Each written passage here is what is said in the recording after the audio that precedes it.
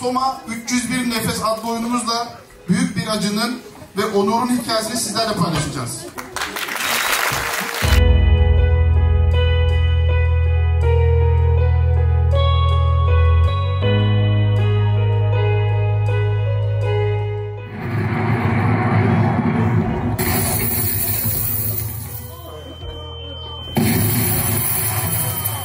Kapatıyoruz aslan. Süleyman abi, Umut. Duymadın mı lan patlamayı? Almıyor musun gaz kokusunu?